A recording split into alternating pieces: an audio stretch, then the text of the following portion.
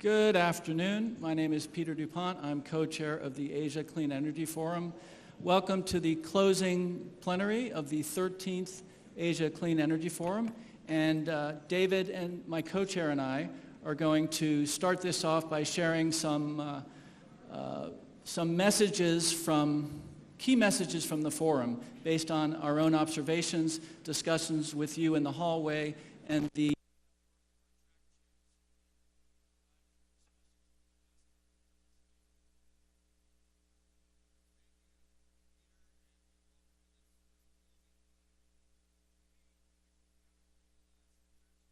ASEF. We've seen it go from about 75 to 100 people that attended the first event to well over 1,000 people from over 70 countries. So this has been very exciting to see that growth and experience the energy in the room over the last few days. And what we're seeing as well is that conversations have become more sophisticated and interactive, more discussion of the business models and the financing models as the clean energy environment has continued to grow in Asia and around the world.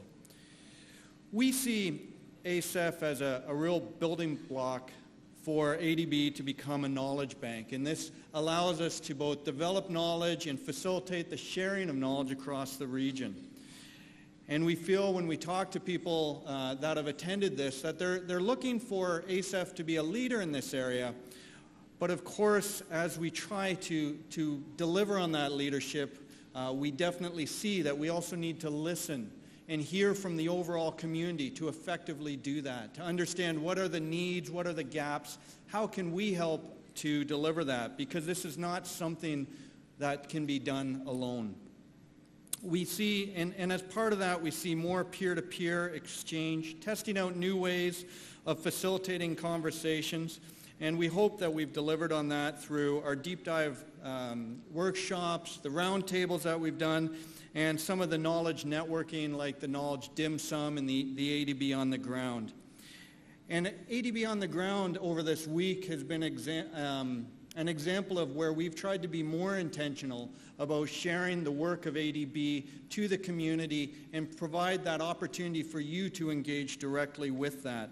So that's been an exciting thing, and we really welcome your feedback on what we've done this week through ASEF 2018, and we welcome that through the evaluation forum and both talking with us directly.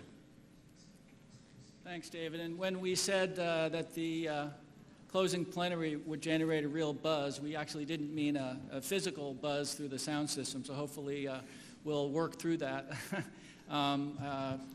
So here are some things that we saw, high-level trends over the past several days. First is we see communities developing. We see communities of practice. There are much deeper conversations on topics such as renewable energy grid integration, mini-grids, storage, and many more.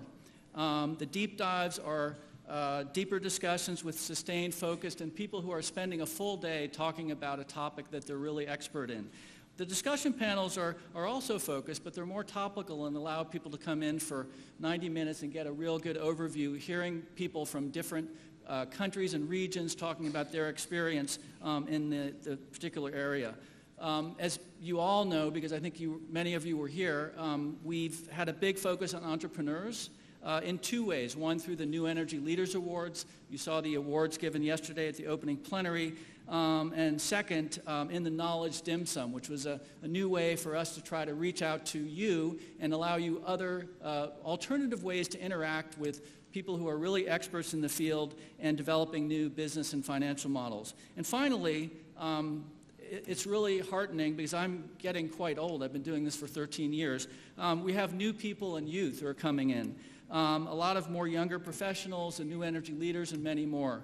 And in one of the sessions, the session chair asked how many people are here for the first time, and 80% of the people said that there was this first ASEF.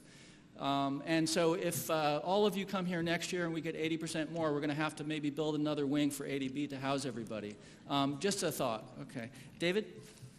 Well, and that's a good segue, because if we need to build a new wing, we'll have to make sure it's an energy efficient wing. So now Peter and I want to talk about the different sessions that have been happening over the week and just try to bring together some of the key messages. So the first one is on energy efficiency.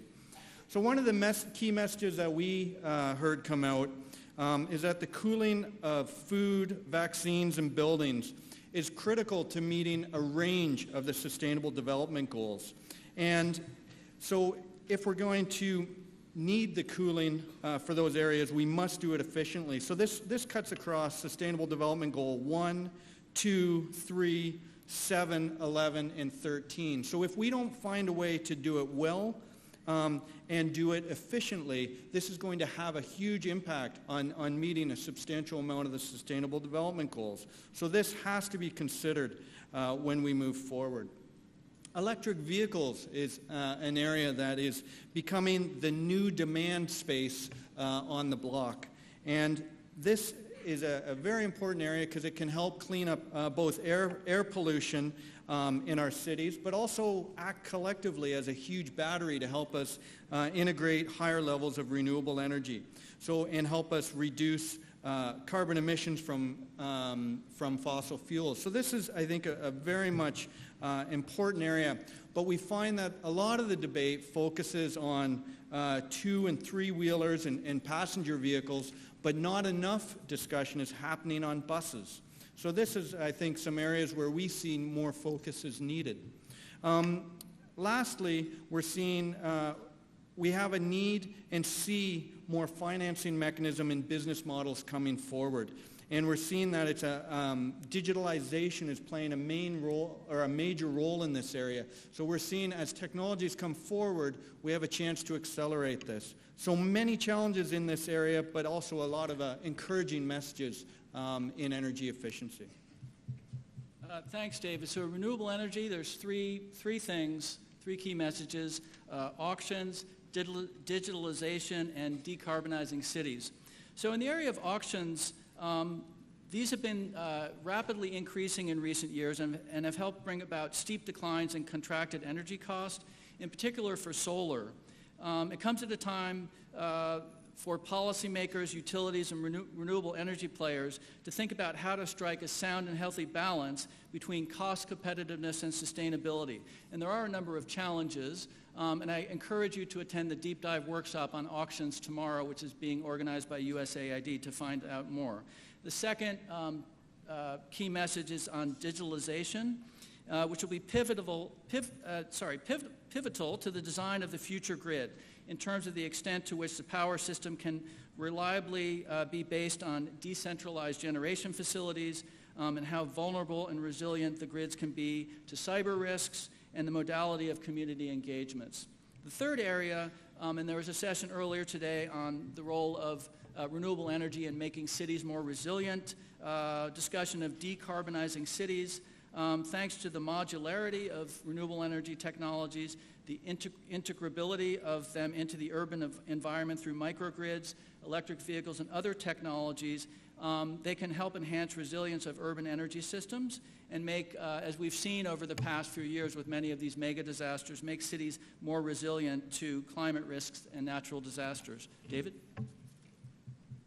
So the third of our 4 panels was focusing on energy access, and I think this is an important area and a challenging area, remains a challenging area in the Asian region. And so while successful access solutions require robust technology, business model, gender, and social inclusive community engagement, it's also important to make people conscientious and to realize the full impact of the interventions. And this comes back again to the energy efficiency space. And what we've seen sometimes is countries don't want to talk about energy efficiency when they're talking about when they don't have access to energy, but rather if you can combine the two, you can effectively and more deliberately deliver energy services. So I think this is really important to see the impact of not only providing that energy, but providing education and helping people use it more effectively so that they get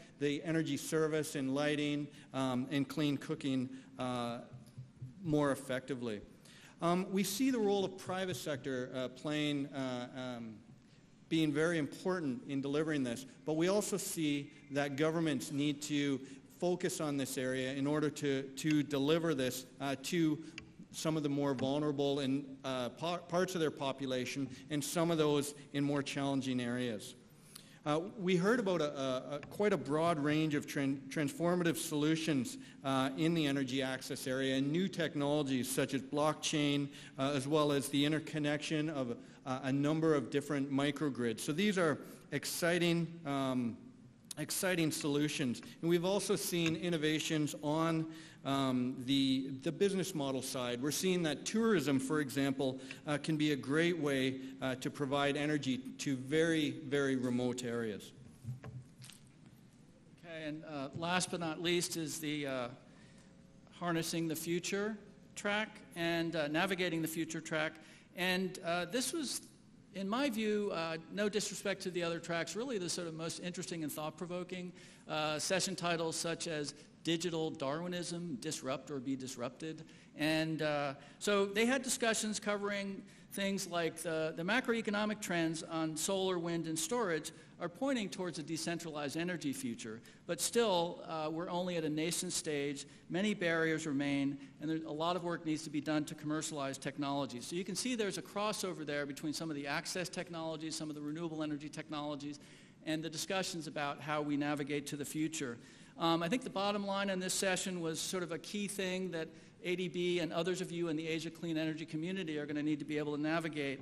Governments and energy utilities need to reckon with the inevitability of a decentralized energy future. They can either insist on the status quo and create barriers to innovation, or they can embrace this new reality and be the front runners and enablers of this revolution. David? So that's a brief summary. I think there are a lot more messages throughout the week, and we continue to listen and want to hear your feedback. And so although we're calling this the closing plenary, I want to remind you that tomorrow we have I think about 6 or 7 more deep dive workshops. So, and again, we have some very exciting speakers today for the rest of this afternoon. So now we're going to go into the plenary. So the way this session's going to run from here on in, we have an awesome plenary panel followed by a special keynote speech by the ADB president, followed by 3 inspiring keynotes, and maybe if you stay very late to the end and you filled out your evaluation form, you might be able to win an iPad. So with no further ado, I'd like to invite Ashok Bhargava, the Director of the Energy Division for Central and West Asia Department, to the stage along with his panelists.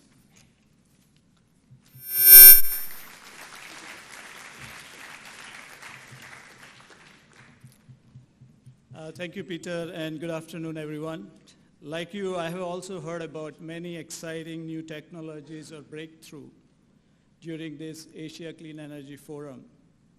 That gives us hope that energy sector transformation towards low carbon and digitally driven sector is well underway and is making good progress. But question is it really making a good enough progress? Especially when we see that the energy-related CO2 emissions are still rising. They were flat for 3 years, but they started to rise again from last year. And if you believe some reports, expectations are the emissions will rise at a rate much higher than what we have seen in the last 6 to 7 years. So obviously we have to do a lot more in clean energy space and do it much faster than we have done so far. And it means we need to be more innovative across technology, policies, business models, financing, and regulations. The challenge is how to foster innovations.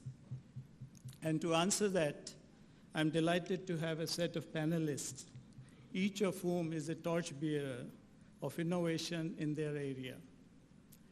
They will share their views on the nature of innovation in clean energy technologies and policies. So please join me in welcoming first Rana Adib. She is Executive Secretary of Renewable Energy Policy Network for the 21st Century, or REN21, which is a global public-private multi-sector network on renewable energy headquartered at the United Nations Environment Program in Paris. She has more than 20 years of experience in developing and implementing thematically innovative and cross-cutting projects in energy and climate-related fields. She obviously will focus on risks and opportunities for innovation in renewable energy space. Next to her is Athena Ballesteros. Athena is currently Director of Asia Program at the Growell Family Fund, a high-impact venture philanthropy fund based in Boston, investing in the rapid transition to a clean energy future. She also has nearly 2 decades of experience with civil society, clean energy campaigns, and climate finance. Prior to joining the fund, Athena was Director of World Resource Institute's Sustainable Finance Program for 9 years. Athena will talk to us about philanthropy's role in encouraging, stimulating innovation in clean energy, climate finance, and sustainable infrastructure. Next to Athena is Danny Kennedy, who leads the California Clean Energy Fund, connecting entrepreneurs to capital to build an abundant clean energy economy. This includes overseeing a $25 million CalSeed fund for very early stage companies driving innovations. Additionally, CalSEF hosts the network of incubators and accelerators globally called New Energy Nexus. He's also the president of CalCharge, a public-private partnership with DOE to advance energy storage. He will focus on the role of entrepreneurs in the clean economy. Next to Danny is Charlotte. Charlotte is a serial entrepreneur and she established eCota Energy Technology in Shanghai in 2014, which is devoted to provide one-stop energy management solution with world-leading data monitoring, energy optimization, and carbon management. eCota's projects are widely used in China in fields of high-tech industrial park and has received support from several key institutions such as Shell Foundation and your own ADB. She's an advocate of big data-driven energy management and will talk to us about it. And last but not the least is Aniruddha Sharma. He is a co-founder and CEO of Carbon Clean Solutions, an innovative leader in carbon capture and reuse for power and industrial sectors. As CEO, he is responsible for day-to-day business operation, strategy, and the commercialization of CCSL's technology. He has led the company's expansion into industrial decarbonization in India, UK, Germany, and US. He was also named as Asia New Energy Leader in 2017 by ADB. So he will talk to us about some innovative carbon capture and reuse solutions, and more importantly, answer the question, do they really work? So with that, in terms of conducting this panel, I'll request each panelist to give some remarks in the areas I just mentioned. And I expect them to make remarks for not more than 4 minutes. After that, we will take your questions. Thank you. Thank you very much, Ashok, and thanks to ADB for the invitation actually to participate in the panel, but in particular also for the possibility to have launched the Renewables Global Status Report here at ASAF, because that's a great opportunity to also reach out to Asia, and we're very happy about this. Now, to come to the topic. So REN21 is working on the renewable energy uptake and towards a renewable energy transition. And I feel that when we're talking about innovation, we can learn a lot about what what the challenges are to really be innovative. Renewable energy represents in 2017, and the report has shown it, when we are talking about renewable energy power, 70% of the new power generating capacities, 70%. So we are talking with solar photovoltaics and wind about mainstream technologies. And still, we do see that the uptake in this field is not quick enough. And why is that? There is still a perceived risk. And this risk is materialized by a wrong assessment of the risk linked to the installations, basically to the technology, to the new players we are identifying, to just the fact that we're talking about disruptive technologies with very important cost reductions over the last couple of years. And these are not reflected in the assessment tools of commercial banks, but also of international organizations, of development banks, of governments. And as a result, there is not the good and stable policy and regulator framework to really attract investment. Now, what is needed to change this? And I think also when we heard about all these startups these couple of days, and it's a very positive sign actually to have them so present at a conference at ASEF. But what we need here is a much better knowledge sharing and exchange a better knowledge about what the reality is we're talking about. We're talking on renewable energy, we're talking about the least cost option to generate electricity today. And this is something which is not yet represented when we're doing the energy planning, modeling tools, etc. The technological innovation which are there, electric vehicles as an opportunity, etc., is not reflected in the energy planning tools. So that's one thing. And the other thing is when we're talking about innovation, obviously, also in the renewable sector, we see, for instance, there are some sectors which are much more challenging still. The heating sector, cooling, transport, for instance, agriculture. And here we still need to take the risk to invest in research and development to develop innovations. And I just want to make a link, and I feel especially in this region, it is really important to mention this. Taking risk might also mean failing. That's just a fact. A kid falls 10,000 times before it walks. 10,000 times. But it's just part of the learning curve. And we need to be able to create a space where something like this is possible.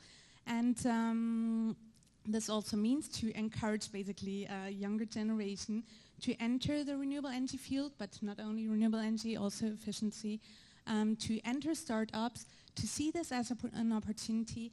And governments, banks, investors, big companies have a responsibility here to educate people, raise the awareness for it, create the space where not our conventional measuring and assessment systems are basically leading to the fact that nobody is ever going to take the risk of invest in a startup or develop new technologies. Just one other comment. I hope I still have 30 seconds.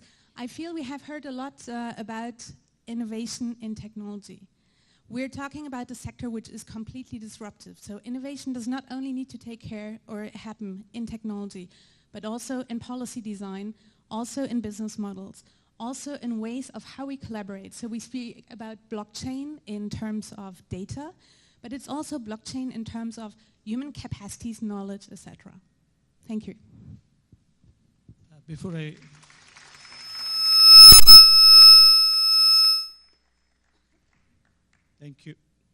Thank you. Before I move to Athena, just two quick questions if you can answer to elaborate more. One is that how can REN 21 contribute to make innovation and its potential more visible? And second, can multi-stakeholder approach drive RE uptake, renewable energy uptake, and innovation, and how? Thank you. Excellent questions. So I'm very happy to answer these. Okay, I'm referring again to the Global States Report because that's basically the Renewables Global States Report where we have experience in how to show uptake of technologies nobody was believing in a couple of years ago. This report is building on an experts community. 900 experts participate to consolidate data on areas which have not been visible, are very dispersed, where no consolidated information was existing. And this is something we can also do when we're talking about innovation. Very often we recognize it's not the fact that the innovation and the solutions are not there, but they are just not visible. So I invite basically also startups, I think venture capitalists, etc., to use this Renewables Global Stats Report platform to make the innovation which are happening on the field, locally, in startups, etc., visible also globally, so that basically this risk is not perceived as high as it is for the moment. On the question on the multi-stakeholder network, so Rent-to-Earn is a multi-stakeholder network, and I feel that we do have a specific skill set, I guess, in such a multi-stakeholder network, which is already trying to understand the thinking of another stakeholder group, because the thinking is not always the same. And I feel that when we're talking about innovation, this is often the case. We need catalyzers, we need to catalyze exchange, communication, understanding to develop joint solutions. That's one aspect. And when you're looking into innovation, basically heterogeneity, very often it's not 20 experts in one room, but 20 non-experts in one room, which will come up with a very good idea. So multi-stakeholder networks can be very fundamental.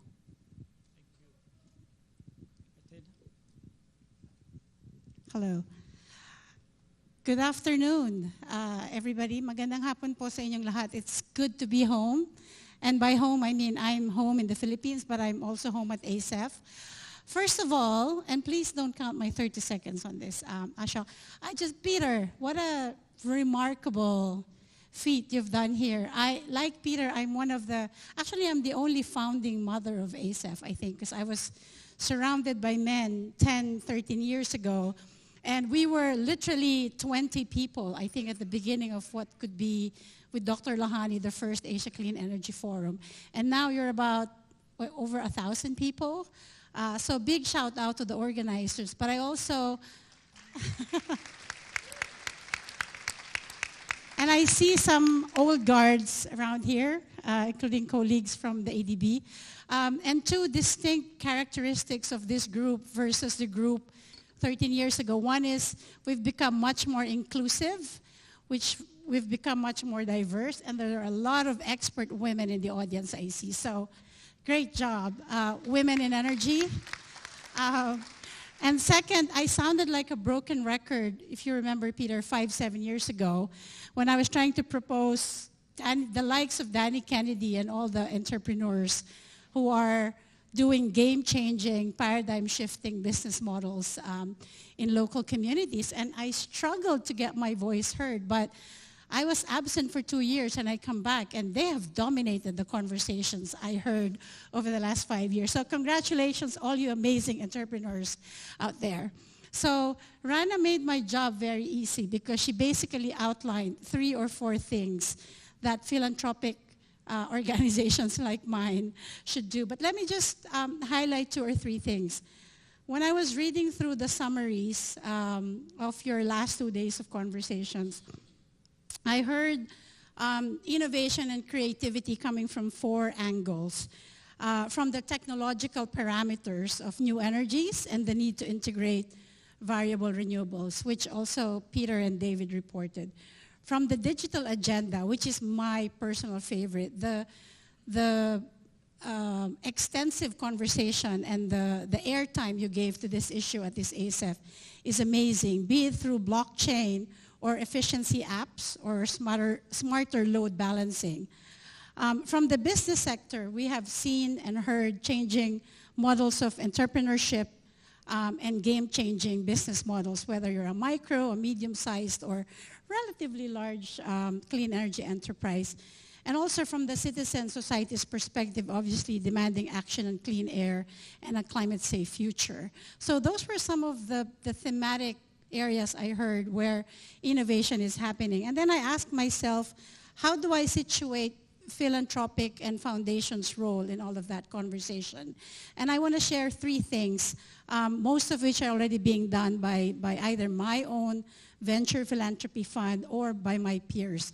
One is we see ourselves playing a major role in furthering the field We are high risk, very adventurous, ambitious sector that convenes. We provide safe spaces, high trust convening of governments, private sector, and that's where we talk about failures. And over the last 2 years, it's nice being a clean energy practitioner, a Greenpeace activist, and a policy wonk, and then moving to philanthropy, because I know what it's like, so I also know how to tailor some of our grant making to support powerful convening. And that's where a lot of the political outcomes and game-changing ideas come from. I think the second thing we're really good at is we are long-term patient investors. We call ourselves the angels in the philanthropic space. So we are known to be building long-lasting, sustainable organizations with very strong leadership. So for those of you who know, for example, the Growell Family Fund and the Rockefeller Group of Philanthropies, we provide business planning grants. We provide strategic leadership grants because we believe, especially in Asia, that the decisions for a clean energy future have to be determined by the citizens of these countries, in countries. And we need to bring about long-lasting transformational change by relying on our citizens. So we need to have strong, robust organizations that have sustainability and longevity. And finally, which is a good segue to Danny, we are your best technical assistants. We provide risk capital. Some of our foundations only do grants, in my case, but many of the foundations, as you know, both have a giving side and an impact investing side. And we're really good at doing our own blending where we cover purely grants for early stage. We're like your best 100% guaranteed loss facility. And then we do mission investing. And I think we probably are your largest source of investment for social enterprises, for risk-taking enterprises. And we do welcome committing mistakes and also having to document pitfalls in some of the business models. So I'll stop there, Ashok. Thank you, Athena. Just again, a couple of questions for you to consider.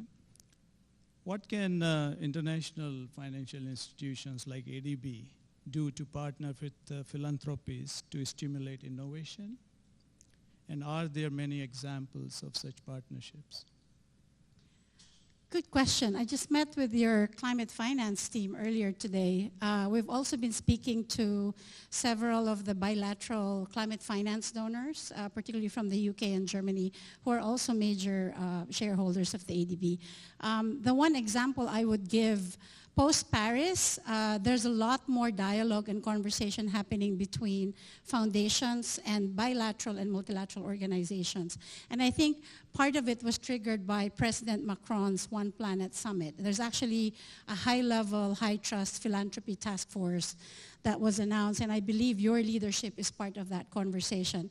And I think we've never done this before, but many of the countries have bold and ambitious clean energy targets as part of their nationally determined contributions.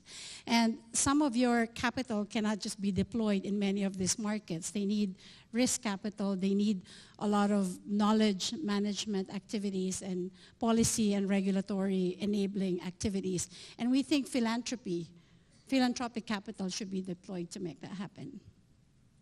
Thank you. Danny? Thank you very much, and thank you so much for having me here, and on behalf of the New Energy Nexus and all the incubators and accelerators and entrepreneurs that have been present, thank you all for hosting us and having us take such a big piece of the agenda and conversation here. I'll just talk a little bit about innovation from the Californian experience and a couple of learnings that I have. The first of which is just that innovation can be fostered. You know, it's sort of not magic. There's a bit of science and a bit of art to it, but you can make it happen. And the key secret is basically doubling the number of people you have focused on a problem. And it sort of makes intuitive sense if you think about something yourself and you're trying to struggle with it, and then you bring a friend into the conversation, you probably increase the likelihood of some sort of success. And what we've found in California is that the doubling of the population of people struggling with an area of innovation, be it semiconductors or social media, the internet or clean energy, we triple the rate of innovation. So it's an emergent property which is greater than the sum of the parts. And that's a really important lesson that we just need to implement more and more in the world today. And you know, just to tell you the story of California in 30 seconds, hopefully, in my lifetime, I was born in 1971 in Los Angeles. The skies were so smoggy and dirty that my family moved to Sydney, Australia, hence the funny accent. So we were the Beijing or the Delhi of our day, right? Los Angeles was horrible. And now it's all gone because some policies were implemented, some investments were made, and some entrepreneurs cleaned up the air and introduced light rail and now the electrification of vehicles and all sorts of things. It's not done yet, but there's been a lot of good progress. And during that 40-some years since I was born, the Californian population has doubled from about 20 million to over 40 million, and we've grown the 5th largest economy in the world with all new ideas and information technologies and all the businesses you've heard of like Apple and Google and Tesla and etc. that are the most valuable corporations in history. And they started in that period because we brought migrants into the country and into the state. We doubled the population struggling with areas of innovation. So you can build the garden if you are intentional about it and you bring people in. But you need to plant a lot of seeds. That's the second lesson from California's experience. Just to do what we need to do in the energy transition, the sort of numbers that REN 21 talks about, to get to $1 trillion annually, we're going to need like 100,000 startups to try because most of them will fail. They will fall on not fertile ground. They will not be watered. They will not take up. And for some of them to bloom and become billion-dollar businesses, we need to really focus on them and lean in and support them to succeed in their craft. And to that, the third lesson is we need risk capital. And the reason I'm here is not to raid the bank, but to try to get the bank here to start putting more money at risk than you're comfortable with, than you're familiar with. Because the only way these 100,000 startups are going to succeed, or 10,000 of them, because the attrition rate is 90%, dirty little secret, that's what's going to happen. Most of them are going to fail. They're going to need debt and they're going to need equity. And the Asia Development Bank, if it wants to be part of this transition and not left behind or run over by the steam train that is clean energy economy, needs to start putting some of that money at risk into these, along with the venture philanthropists, along with the venture capitalists, along with anyone that we can get the money from, because we know we need a big lift to do it. Thanks, Jenny. Just again. Thank you. So how can we get more startups in clean energy space here in Asia? And second, what can ADB do, if at all we can do anything, to make it happen?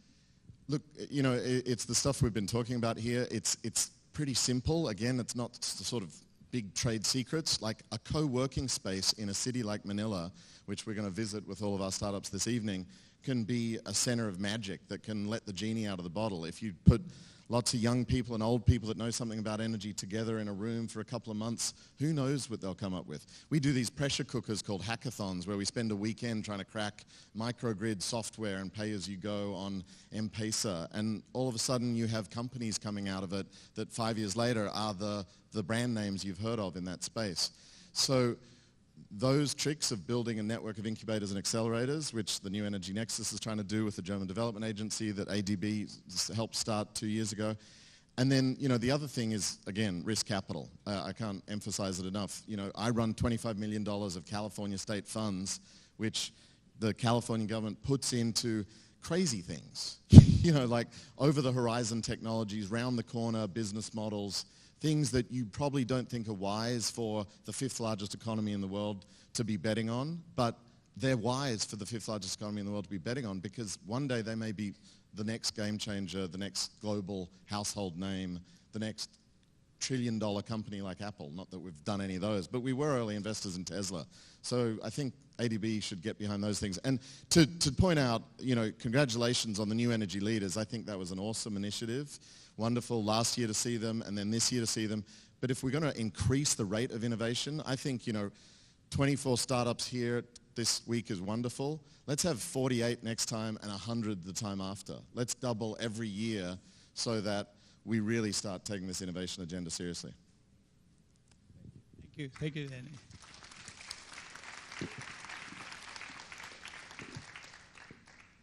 and we move to new leaders in clean energy. So Charlotte first, and then Anirudh. Then I'll ask questions to both of you. Thank you for the invitation. This is my first time come to the ADB, and I'm really impressed with the ASAP conference. And it's a great organizing to have the Clean Energy Society. I'm so glad to be a part of the member. My name is Charlotte Wang. I'm the founder and CEO of Equota Energy. Equota Energy is an energy-oriented, AI-based big data SaaS company that we provide the energy optimization, predictive maintenance, and smart grid solution for the commercial and industrial buildings as well as utilities. We established in 2011 when we were the team of still MIT students. We developed this patent technology when we were in Boston, and then by 2014 we moved to China. Myself is a serial entrepreneur. My last startup I sold it when I was a student still at MIT. The story coming when we moved to China, there was we had this assumption that we believe there will be energy market going to have a reform in China. And then we give the credit really to ADB at that time because we tag along with the one project in the 2014 they called the low carbon project. It seriously validated all our assumptions. There will be a reform because halfway into the project, the number 9 document is a famous number 9 document in China announced. It's the beginning of the era of the electricity retail market in China. And then the second part, we were able to test this is a patent technology, the forecasting model, the accuracy, and we successfully to predict the peak load and how much we can help them to shave the load. And then for the rest of few hours, we are able to identify for the 50 cents kilowatt hour, the RMB, to replace $1.30 kilowatt hour. Think about it, when you implement it in the industrial development zone, or you work with right now talk about the industrial 4.0, how efficient, how important to implement the clean energy in that region. And then the third point, through that project, we're really starting to see that we need a patient capital. A story to share with you, at that time I did talk to a famous VC firm, actually is a global, the top tier. And then when I answered his question, why we want to do this, I believe that we can revamp energy through AI and big data, and there will be a reform in China. He literally just hit on the table, said there's no reform in China, and no one would understand AI. And then last year, I had a meeting, I met him again at a cloud computing conference. He literally said, there's no way for me to really predict future. Same thing for the innovation. They really needed a risk venture, risk money, and also patient capital in this area for energy development. For Equota, we really demonstrate in the market for no capital expenditure. We directly save the energy between 5 to 15% for commercial, for industrial up to 30%, and we reduce the manpower cost 50%, 50. And maintenance cost on the predictive maintenance is 35%. That's a significant add-on value for the end user. When the end user immediately want to see the cost reduction, then they're willing to listen to see, okay, what other energy resource in this distributed energy system you can work with us. And we have been really helping the utility really connect all the data from the supply side to demand side, make it a full circle all the way to the retail. And then we're not only to get in the request, the service from domestic China through the South Asia. In this year, we got the traction to Middle East, Dubai, and a few European countries, the utility service. What happened is they want to sell more energy, and then they want to do a direct sale on the longer contract. They can only compete on the purely price. But beside the price, it cannot do any add-on value service. With the Equota service, for example, for the glass plant, we save them over 12 million USD per year. And then we help them to secure 10-year contract to do directly electricity retail. So this is a full circle. You want to get this traditional utility thinker join in this pool, not just the clean energy, that we are forefront thinker, or the innovation, like we are the technologist on the front. Through the work, past 3 years, so what we've seen is, I go back to the 2014, the report, we really sent it to the ADB. That's a triangle formula in our mind, is when you have the left quarter, the angle is technology. You need to have a solid technology really developed, and then to show the value for the end user. Then on the right angle is really the financial side. We need a patient capital. We're looking for some kind of, even the convertible debt, because just need this half step to carry out the entrepreneur to move forward to the next step.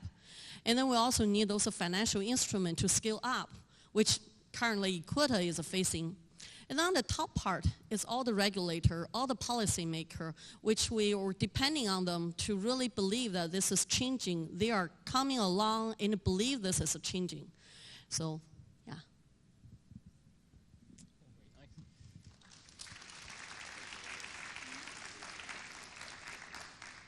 Thank you, and thanks for ADB management for getting me here. It's really nice to be here. This is my second year at ASAF, and really excited to see the number of people growing, new energy leaders growing as well. My company, Carbon Clean Solutions, we work in the industrial decarbonization space, generally a topic not discussed a lot. It's left for the governments to actually deal with. Actually, honestly, nobody wants to shut down the factories because they provide a lot of jobs. And they also are important for the national security. So the problem my company is solving is, how do you decarbonize these industrial plants profitably and sustainably? How do you make them zero carbon emissions and take them to a state where they're not really emitting any more pollution out there? And really the answer to it is technology. We've been able to develop a technology, independently demonstrate, and then commercialize a technology that can extract the carbon from the black smoke emissions of chemical plants, steel plants, and then convert it into a product that's then sold into the local supply chain. What's even more interesting is this product is low carbon product, which is then, when used into as a feedstock into other industry, creates even lower carbon products. So for example, we have a project in India that's been running for about 20 months. It's world's first carbon to chemicals project, which produces a green chemical, which then goes into green glass making, which then goes into green buildings. So we've sort of not only decarbonized this power plant or this industrial plant, we've also decarbonized the whole supply chain downstream of it. Really the interesting part, and this is where I get a lot of challenge on a day-to-day basis, is how do you actually make the technology work for traditional industry that's generally not used to any change? You know, these industries, they've been seeing change of like a 1%, 1.5% on a yearly basis, be it carbon emissions reduction, energy efficiency increase. You go to them and you tell them that I'll help you decarbonize your plant and I'll take 60% of your carbon emissions off, and they say, well, this is a scam. I need to be wary of this. So it's really hard to convince the people, especially the areas where we play in, for example, steel. Carbon capture is a measure of improving the energy efficiency in that space. Really difficult to sell, but it's happening now. We will probably be starting a project next year in India on that. Decarbonizing heat.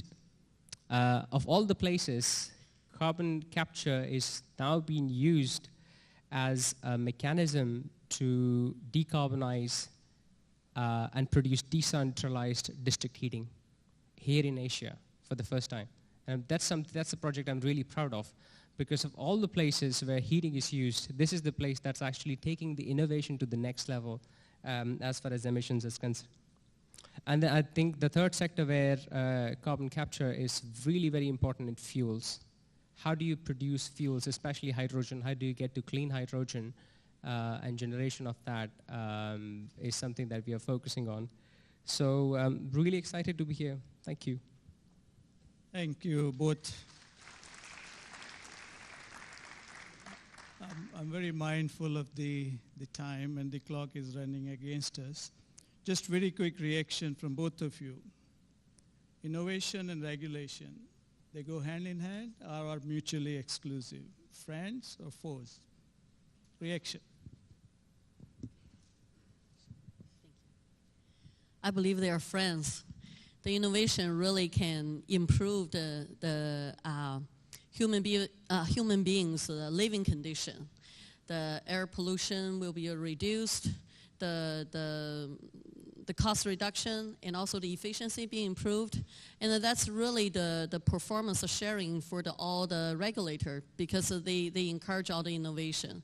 So they go hand in hand. If they have a little bit of open mindset in the regulation and to take the new policy, willing to take risk, there will be a more growing innovation. We have seen a lot of good technology stay in the shelf because it's not right market, it's not right timing, and also not really good policy.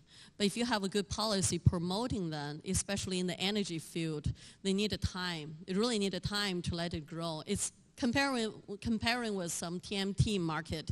For sure, you cannot expect the startup in the energy field in 2-year IPO'd. But if you just give a 3 more years or 5 more years, so then it will become a good circle. And then, so the innovation and the regulation could go hand in hand. Completely agree, absolutely hand in hand. I mean, a great analogy there would be if you see a big ship that's trying to enter an harbor, you always need a small tugboat that will tug it in. So innovation is that tugboat and regulation is that big ship that's trying to enter the harbor. You always need the innovation to drive the regulation home and actually deliver the benefit. I was asking that because, just referring to the case of China, we talk about solar PV and the rate at which China is installing solar PV. They have a particular scheme to drive up innovation and new technology. They call it Top Runner Program, and I think some of you are familiar with it. Regulations, if it is right, can actually drive up the demand and create a market. And we have seen some cases, but yeah, they have to be really smart regulations. Is there any questions? I'm not sure how much time we have. We are supposed to finish now. If there is any question, I can take up immediately, or a quick comment from anybody. If not, then let me conclude this very exciting and thought-provoking panel discussions by saying that innovation is a key to clean energy future in Asia. But as President Nakao has remarked, technology by itself is not enough. Projects with advanced technologies must be accompanied by viable business models, stable regulations, and smart policies to deploy the technologies. And for that, ladies and gentlemen, we need many more groups of people from different aspects of clean energy space, like our panelists here. So ladies and gentlemen, join me in thanking our panelists. Thank you very much.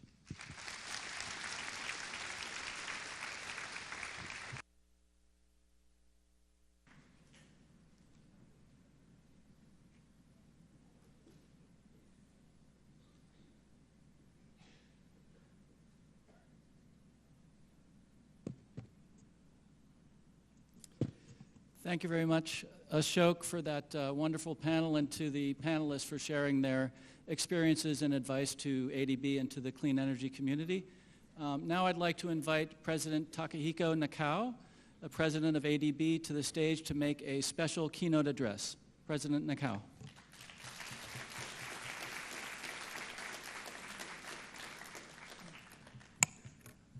Good afternoon.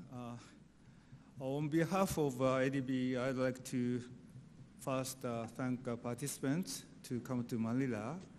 And last night, by chance, I crossed this corridor and found that so many people are enjoying drinking and chatting. So I'm very proud and happy that this facility and our staff can support you enjoy exchange of views, as well as kind of the friendship in this facility. And I'd like to thank the co-organizers, the U.S. Agency for International Development, represented by Ms. Carrie Thompson, and the Korea Energy Agency represented by Mr. Yanman Wu. The Asian Clean Energy Forum this year has the participation of over 1,000 people from more than 50 countries. And I'm pleased that, once again, entrepreneurs, policymakers, financial institutions, NGOs, and academia have gathered here under the theme of harnessing innovation to power the future. In particular, I'd like to congratulate the awardees of the new energy leaders during this forum. These young entrepreneurs have been very successful in deploying innovative clean energy technologies in Asian and developing countries. And I saw the pictures of those awardees in the corridors, and I'm so impressed by their achievement. Discussions during the forum have examined innovative energies options with respect to renewable energy, energy efficiency, and access to energy. We have had many concrete ideas about innovation during the course of the forum, and we can deepen this discussion further. As we close the forum today, I'd like to speak about how ADB has contributed to Asia's energy sector and how ADB can further implement more innovative energy projects in the region. Since the establishment of ADB in 1966, Asia and the Pacific have transformed from a region with a high poverty to one of incredible growth and innovation. Today, Asia accounts for 1/3 of global GDP, and it contributes to more than half the world economic growth. Yet large challenges remain and new ones are emerging. In Asia and the Pacific, still 330 million people live in absolute poverty on less than $1.9 a day. And in this energy sector, 440 million people lack access to electricity in developing Asia. And securing energy access for these people, most of whom live in remote rural areas and islands, will depend on innovative technologies. ADB has made significant contributions in energy development, but we need to do more. In 2017, our total approvals of loans and grants in the energy sector amounted to over $6.3 billion, with an additional $4.6 billion in co-financing with bilateral, multilateral, and commercial partners.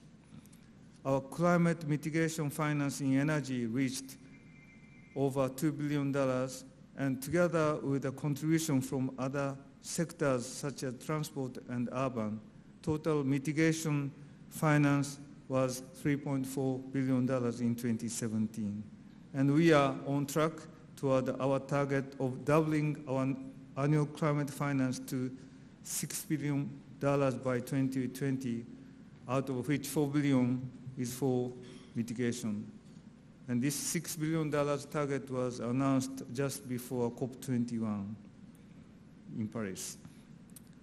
On ADB's funding side also, since 2015, our green bond program has raised $3.3 billion, and about half of this amount is committed to renewable energy and energy efficiency projects. We used this bond for the remaining part will go to transport sector. To meet the energy and climate challenges, ADB is responding with innovative across our projects. Technology advancements are unfolding with unprecedented speed in many areas. New technologies such as smart grids, large-scale battery energy storage, renewable energy-based microgrids with the storage, waste to energy, carbon capture and storage, and artificial intelligence have a huge potential to accelerate the clean energy transformation. But by technology by itself is not enough. Projects with advanced technologies must be accompanied by viable business models, stable regulation, and smart policies to deploy the technologies. Let me give you a few recent examples of innovative ADB-supported projects in clean energy, although you might already know this. First, in Sri Lanka, ADB is providing $200 million for 100 million watt wind power generation project, megawatt wind power generation project, the first ever large-scale wind project in the country. The experience from this innovative project has catalyzed the government's plans to deploy more renewable power in collaboration with the private sector. Second, in the Philippines, ADB provided technical assistance and grant funds for solar diesel mini-grid on Cobra Dole Island. This is a pilot project to provide 24-hour access to electricity for remote islands and rural areas. It will increase electricity access while reducing dependence on fossil fuels, demonstrating a solution that can be applied in other places. Third, in the new city of Xiong'an in China, ADB provided $250 million in loans to a joint venture of Chinese and Icelandic companies to expand district heating services based on geothermal technology. This is a good example of a collaboration between innovative energy companies in Europe and Asia. These are just a few examples of ADB's work on innovative clean energy. Currently, ADB is developing a new long-term strategy 2030 to expand our vision to achieve a prosperous, inclusive, resilient, and sustainable Asia and Pacific. The strategy will emphasize advanced technology to support the broad range of development needs in Asia and Pacific. In order to better use high technology in our operations, we must change the way we do business at the ADB and motivate ADB staff to promote innovative approaches. We must reinvent ADB. And I'll quickly touch upon 6 of the recent efforts at ADB to strengthen our institution for this purpose. First, better combining finance with the knowledge.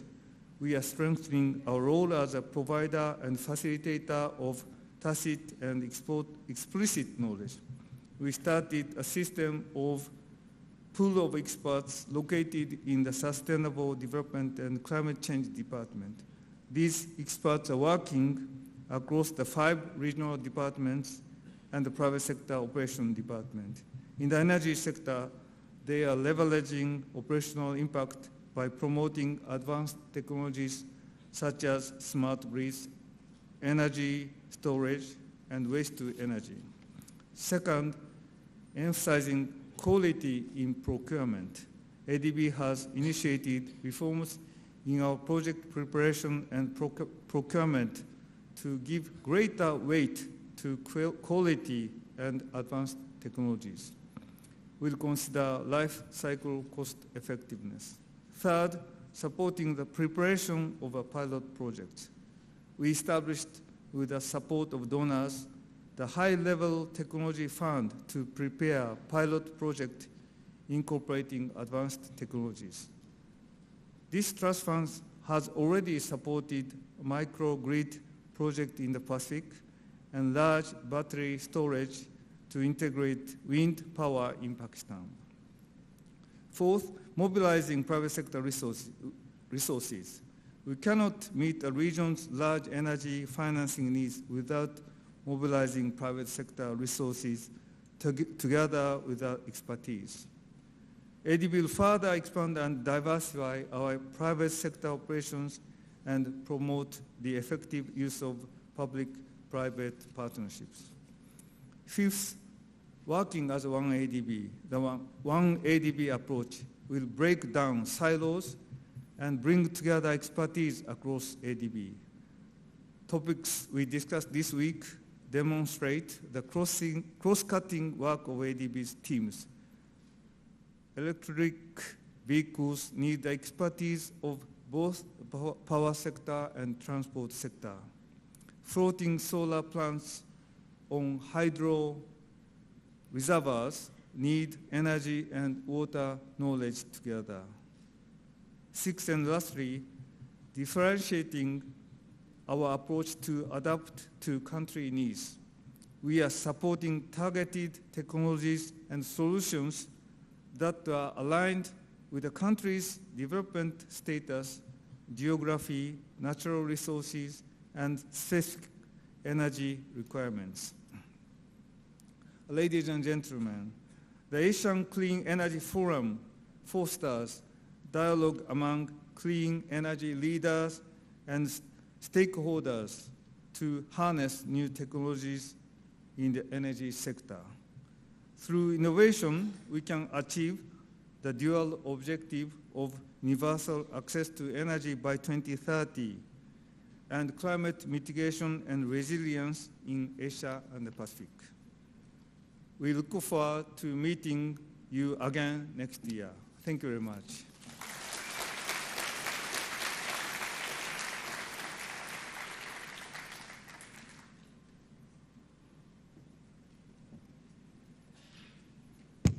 Thank you very much, President Nakao, for that wonderful address. So I can't think of a more fitting way to close the 13th ASEF than to have, building on the theme of the past few days, to have three entrepreneurs, business people, sharing with us their vision of the future and what it's taken to get to where they are and their roadmap. So first, and I will introduce you first, Haukur, and then when I'm done with the introduction, you can come up. Haukur Hardarson. I'll introduce you first so you don't have to stand around awkwardly while I'm talking about you. So he's the founder and majority shareholder of Arctic Green Energy. It's a company that focuses on creating zero-emission cities through heating and cooling with renewable energy. The company has for the last decade been working extensively in China and is one of the two shareholders of Sinopec Green Energy, the world's largest geothermal district heating company. And it's the company, the investment that the president mentioned in his talk between Iceland and China that ADB has invested in. Mr. Hardarson is a serial entrepreneur with a few successful ventures. I'm reading, it says a few successful, it doesn't say the other part. We heard 10% success, and we'll hear from you what your success rate has been. And he's focusing on information technology, wireless application developments to real estate. Currently, he's focusing on renewables with technical solutions that provide sustainable and clean energy solutions through the elimination of air pollution and greenhouse gas emissions. Haukur, you have the stage for 15 minutes.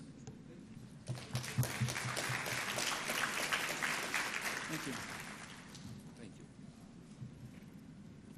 Well, thank you very much. I'm honored to be here.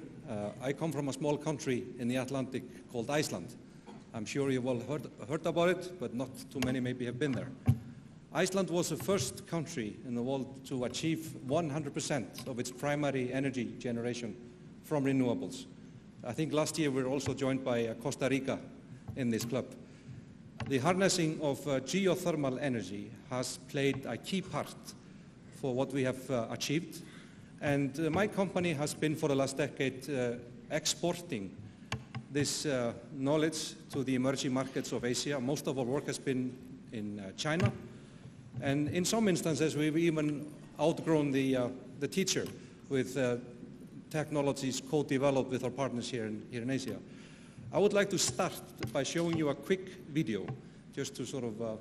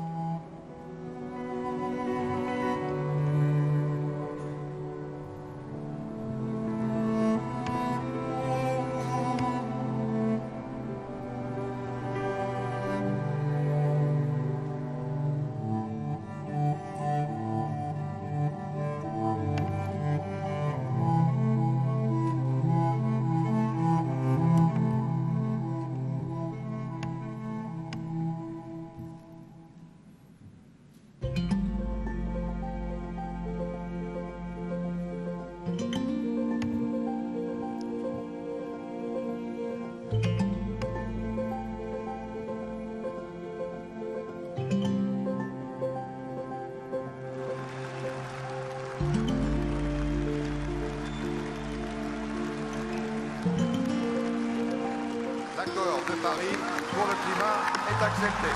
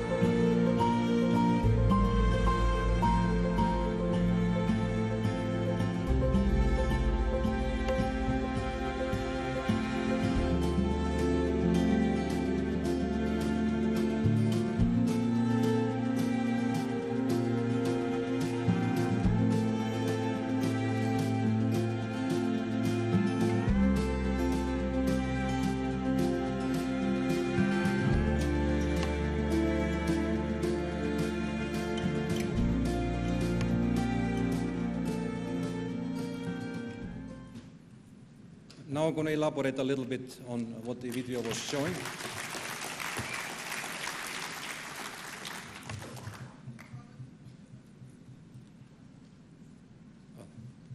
How does this work? Okay, here we are.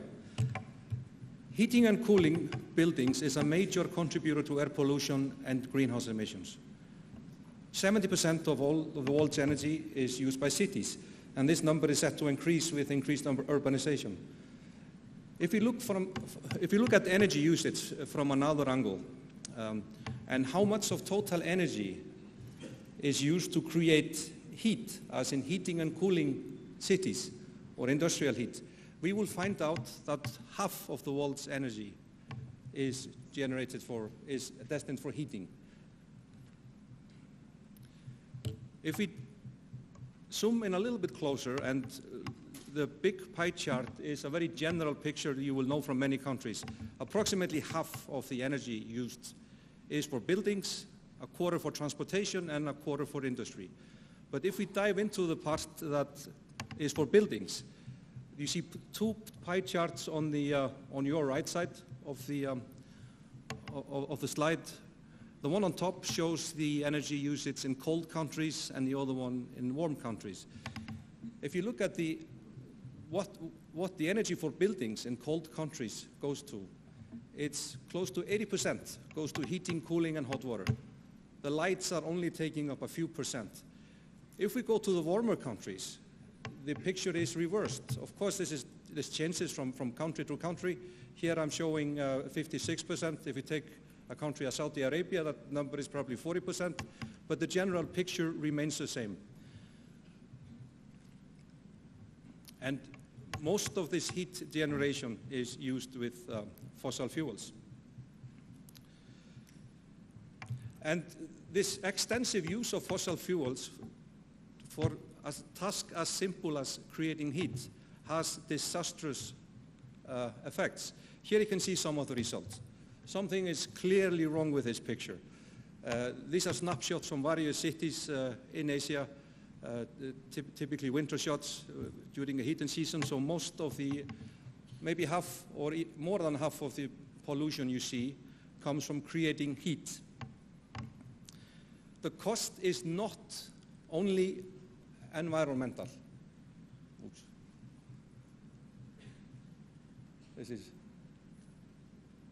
Oh, there it comes.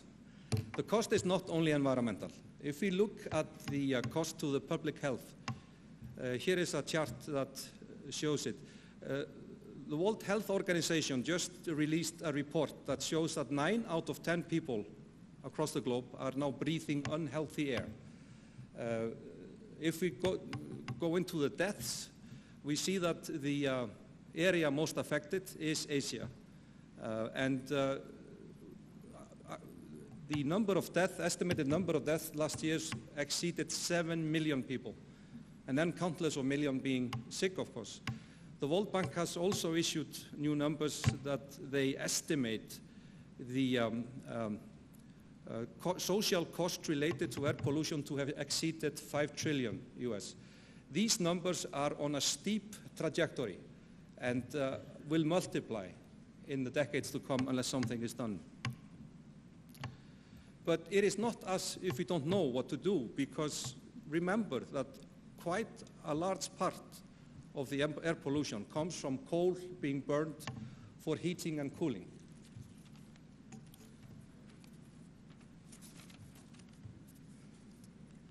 But geothermal can be used for many things. In this slide you will see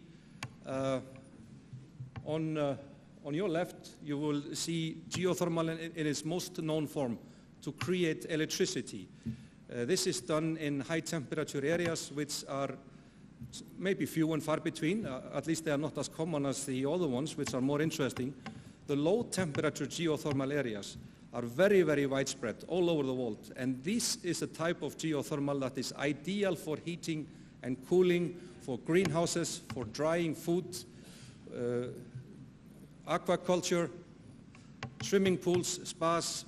The list is endless. Here we don't have to create electricity as an intermediary to heat or cool. Hence, we don't need any batteries to keep the electricity.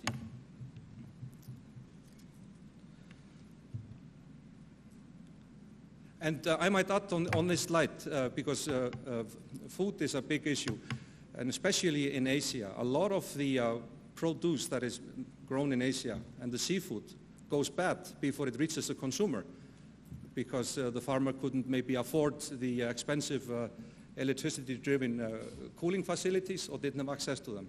If we use low-temperature geothermal heat to dry these foods, the nutritional content and the economical content can be kept for up to 2 years. And this is something we've been doing for a long, long time in Iceland. A little bit about the technology, how we do this. We drill into the ground approximately 2 kilometers. We only take the heat out of the water that comes up and then put it back into the ground. So we are only borrowing the heat from Mother Earth, nothing else. And the heat gets replenished back into when it's back in the resource. And then with another loop, we either heat or cool cities by using heat exchanger or absorption coolers in between. So geothermal, it's a baseload renewable. It's always on. It doesn't need any batteries. It is sustainable if the resource is taken care of properly, if we use re-injection, re-inject the water that we took out of the ground. And very, very importantly, it is profitable. We don't need subsidies to be profitable against coal. We can take coal on as it is, and we have been doing it for a long, long time in Iceland and in China. If we look at China a little bit, China last year issued for the first time a master plan for geothermal. China has the world's largest low temperature geothermal resource. China is not known as a volcanic country like Iceland or a country with geothermal activity. But it has a world's largest low and mid-temperature geothermal, which is ideal for heating and cooling. The Chinese government has done extensive exploration on this resource, and they intend to, within the next 5 years, heat 1.6 billion square meters, which is approximately 5 times where the market is today. Now, this master plan was largely based on our work over the last 10 years in China. Here is a snapshot of what we have done. We are our joint venture is the world's largest geothermal district heating company. We are now present in 45 cities in China. Some of them we are almost done with, and some we have just started. We have drilled over 500 wells, and the numbers are growing very, very fast. As for the rest of Asia, the potential has not been fully quantified yet, but we know this. The potential is huge. Asia has the world's largest geothermal resources. While countries' data is still fragmented and being collected, there is plenty of cities and towns and counties that are close enough to a known geothermal resource where we can start.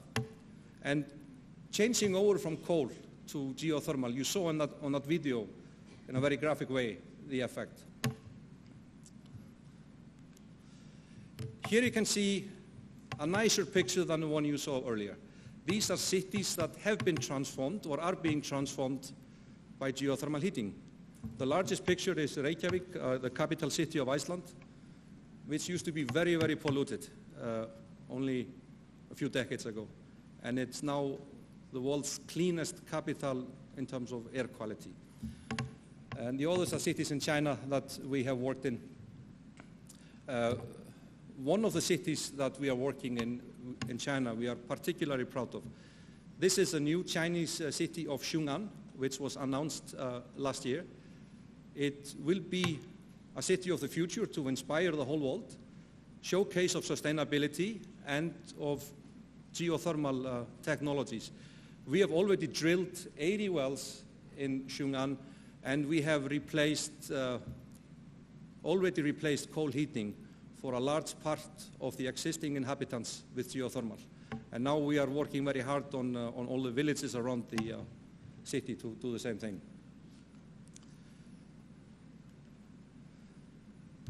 And with this, I just want to thank you.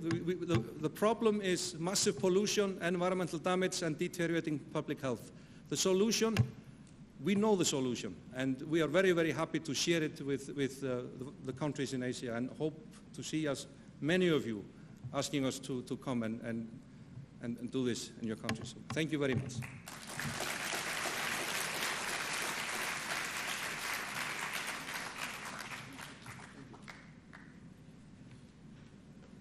Thank you, Haukur. That's really inspiring to see the changes of those cities over time and to see the huge potential. So now we're going to go from geothermal to solar. The last two entrepreneurs will be talking about their solar visions. The first, and you can wait, Roli, until I've finished your long introduction. Not that long. Roli Gupta is the founder and CEO of Oorjan.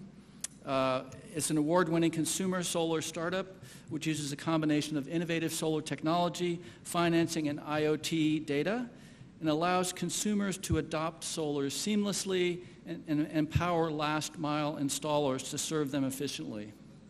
And one thing that caught me when we were doing our background security check on Roli to make sure she was okay, checking her background, she has a really interesting thing on her website, which basically is clean tech plus fintech plus IoT can help us get to millions of solar roofs quickly. Her career started, she was working as a spy in a brown energy company at Schlumberger. And then she had this inspiration. She was in Assam, India, in the middle of a beautiful tea garden, and she was standing on a dirty oil rig. And something is wrong with this picture. So she decided to change the direction of her career. She went to Silicon Valley, worked for a tech firm there, a startup that was acquired by Oracle for $220 million. Then she joined Ausra, which is a Vinod Khosla-funded startup in solar thermal. That was acquired by Areva in 2010. I hope you had a good payout. And she contributed to the largest solar thermal plant, 125 megawatts of Reliance Solar as part of the Areva solar team. She was selected as one of 7 new energy leaders. She was in the first crop in 2017. She was also selected as one of the top 30 startups in India by Your Story Media out of 3,000 entries, and she was also awarded at the India Smart Grid Forum. We are really grateful and delighted to have you here. So Roli, you have the floor.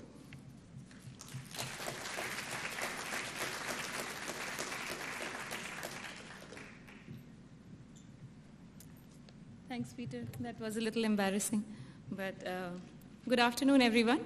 I'm extremely honored and grateful to ADB for giving me a chance to come and speak to you on this important stage today.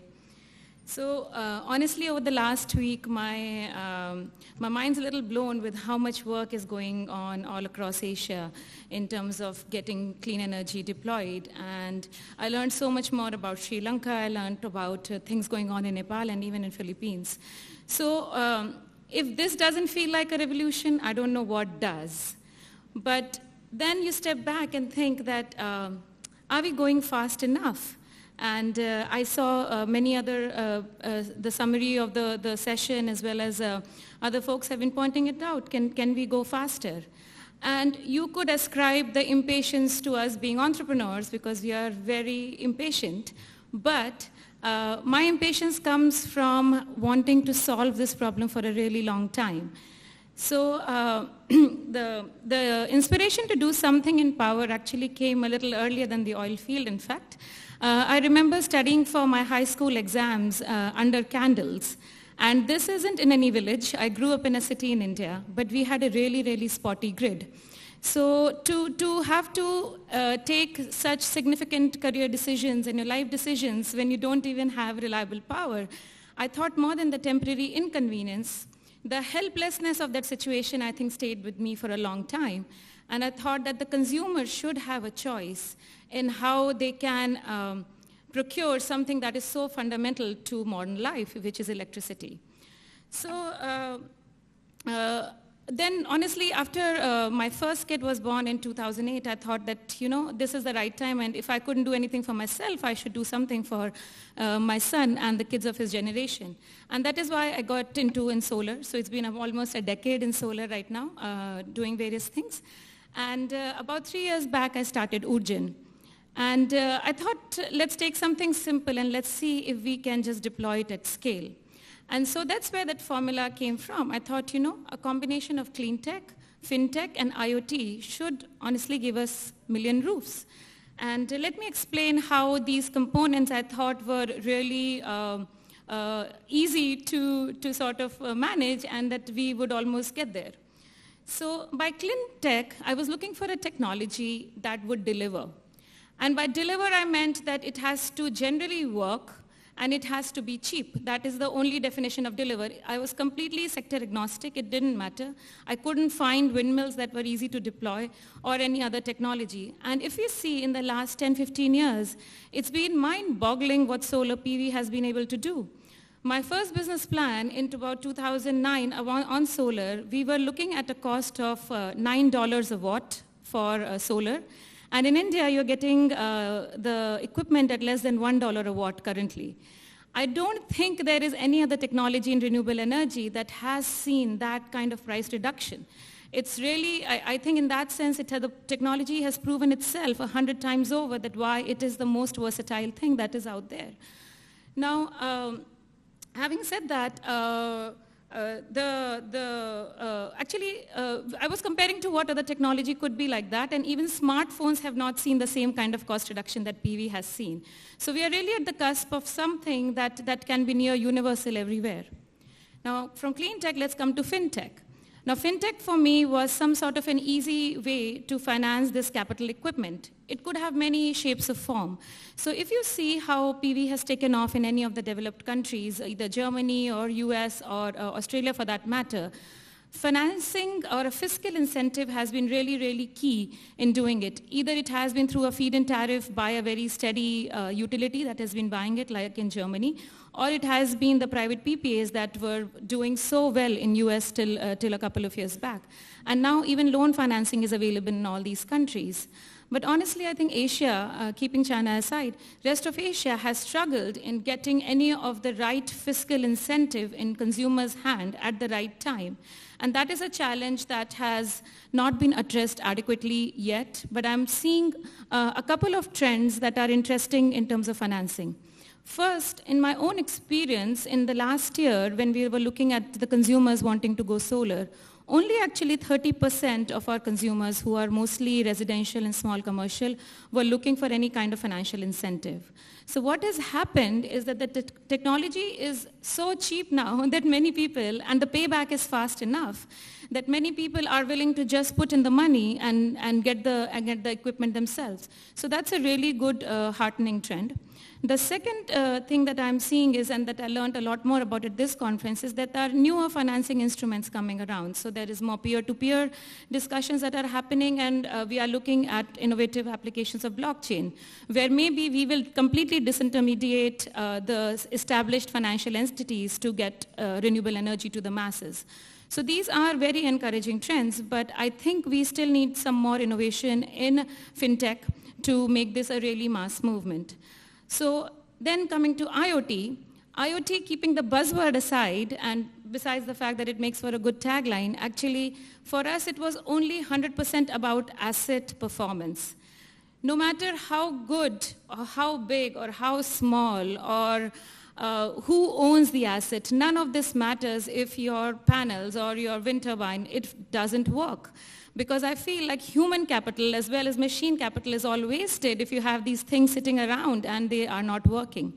Now with the proliferation of IoT devices and the data connectivity all over the world, it's become really easy to manage large and distributed fleets of these projects. So they can be big or small, but you can always have eyes on them everywhere. And whenever the system is not working, you can get an alert or notification and somebody can take care of it and the system is back and up and running. So with that, the theory seemed simple. So you have solar PV technology that works. You have financing, which I thought we could do something about, and we think we made some progress there. And then there is IoT, which was working, and by that measure, I think we should be nearing 1 million roofs, or somewhere in that ballpark. You would think that is simple and that it worked, right? But actually, we are very far from it. And this is something that I am realizing that even in the next 10 years, at this current pace, as a single organization, we will not be able to serve so many consumers, even with the formula that seems like near invincible. Now, as an engineer, it made sense to have that formula. There was no holes in that theory I could make. And as an entrepreneur, I had enough optimism that I can do something about it. But what I forgot to think of at that time is that there were some boundary conditions that we were working with. All engineers should remember their boundary conditions. These are the constraints under which any formula works. And in our case, the boundary conditions is utilities. So let's talk about utilities. So utilities are, I know there is a lot of you here, no disrespect to anyone, but these are monolithic, monopolistic, semi-government entities in most of Asia. They have had no reason to innovate in any significant way over the last 100 years, and they have not. There is a very interesting American saying which says that if it ain't broke, don't fix it. And I think utilities have really taken that to heart, and there's not been a lot of, I would say, groundbreaking work that has come out of that part of the power community. Now, but when I speak to my utility friends, I do feel that they are wanting to help, and then there is some support coming. But I think there are two problems when we are working with utilities in why I don't feel the support is wholehearted. The first one is that there is a very tangible fear of job security, that they do feel that if you do have a proliferation of distributed solar and everybody goes solar, I might actually lose my job. So that's number one. The second is, I think, a more technical problem, that since we have never seen a multidimensional grid where the power was flowing in all directions, there is a technical fear that is this even going to work? Because they've spent most of their careers in trying to actually take care of a fairly hub and spoke model in a grid, and even that has felt challenging, at least in the Asian environments, many times. So let me address the second problem first, which is actually the technical issue. So for that, I think my only argument is that the grid in the first place was made by engineers. The new grid is again going to be made by engineers. The problem is solvable. I think the issue in terms of transmission is in terms of a capital allocation. And I think ADB is doing some good work in supporting transmission initiatives, and that's a great thing. But I think it is not a technical problem in terms of transmission, at least at the current rate of renewables. It's actually just a capital allocation issue. And that is something that can be solved with policy. It can be solved with the right stakeholders at the table. The first problem that utilities have, and the guys that you are working with at the ground level, is a much more, I think, a natural fear, and it's a more human problem. And it's a human problem because you are unsure that are you just making your own job redundant. And that is a fear that I think many of us will find difficult to answer if we were faced with the same situation. So here I think I will provide a couple of logical reasons why the fear is misplaced, and maybe a few of them which go beyond that. So the first one is why they don't need to fear is, I would like to challenge anybody here who has had a good experience in the developed markets in US, Australia, and Germany for now, let's see. How many of the consumers have actually gone off-grid? Even with US nearing almost 2 million rooftop solar, as well as Australia having 1 in every 6 houses having solar, there are very, very few people who actually truly want to go off-grid. It's a choice where you want to actually be generating your own power, but most people are happy to stay connected to the grid.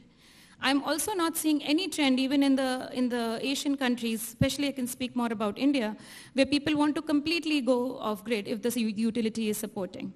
So at least the transmission distribution is not going anywhere. There's a lot to do. Second thing is, I think people are underestimating utilities to some extent, that how fast the EV charging is going to become significant. Now, EV is going to be a technology that as soon as it hits the market, and I think China is already selling more than 500 million there was a good number yesterday that came out, not 500 million, but a fairly high number, where they are selling that much electrical vehicles every year. And the reason is, I think, as a consumer, you feel very good about driving an electrical vehicle. You feel you have done something positive to the environment. You do not see your own tailpipe emission, and that's something that you actually feel good about. So I think once these things become mass market everywhere, we will need to expedite how fast we have to set up the charging infrastructure. And again, I think because of that, the utilities will probably have to work harder than they have, than in fact worrying losing their jobs. The third point I would say why I don't see that utilities going away anywhere anytime is, even in my most utopian scenario, where maybe by 2050 we can have 100% renewable energy or near 100% renewable energy, I do not see transmission and distribution going away. The way our urbanization is working, and then the way our lives are spread out, there is going to be a need for transmitting power from one place to the other. It's almost like an analogy for me is that when you work from home, it's not like you don't want roads. You work from home and you want roads. And for me, transmission and distribution is an equivalent of a road. You need to go from one place to the other on an as-needed basis. So the utilities are not going anywhere. So I hope I'm addressing somebody's fears on why nobody's jobs are at stake, at least where we are right now and for the next many decades. There are a couple of trends which are, I think, not very logical, but they are very interesting. So let me share a couple of anecdotes from my own work at Oorjan. In the last few months, we have seen a few customers just opt for off-grid systems. And the reason they are saying, and these people are not in rural area, they are actually in city areas, there is net metering, but the utility is taking about 6 months to give the net metering connection. And with the reduced prices of solar as well as battery, it is much easier for these guys to go off-grid and run their base load on solar rather than wait for that net metering connection. So that is a very interesting angle that I'm seeing. A more interesting story I heard was from Costa Rica, where the utility had a 99% service delivery, and even there people are wanting to go to use distributed solar, which is a very hard to explain phenomena in a logical sense, but it is happening. So I believe that the consumer solar is an inevitable trend, and it's not going to be stopped by utilities. So I guess the speaker is telling me to shut up. So my last thing that I would like to, I'd like to share is that the formula that we started off with clean tech plus fintech plus IoT, I'd like to add utilities to it. And together, I think in collaboration, we can go to 1 million roofs in every country every year. And that is something I think that's a goal worth aspiring to, and that's something which is big and bold, and we should all go for it. Thank you.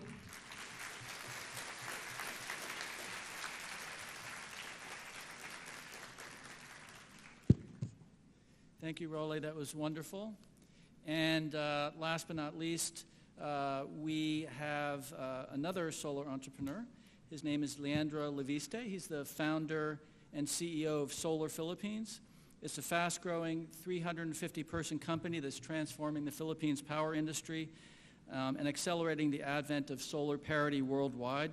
It's the nation's #1 solar provider and the only integrated solar financing and construction company in the country. In 2014, Solar Philippines pioneered the first megawatt solar rooftops in the Philippines. In 2015, it built the largest locally owned solar farm at 63 megawatts. In 2016, it started the first Philippine solar panel factory. In 2017, it plans to construct a total of 500 megawatts in projects and the world's largest off-grid portfolio. And in 2018, they came to ASEF. So, and by the way, this is an advertisement. This is another new energy leader for 2018 at Leandro. You have the floor.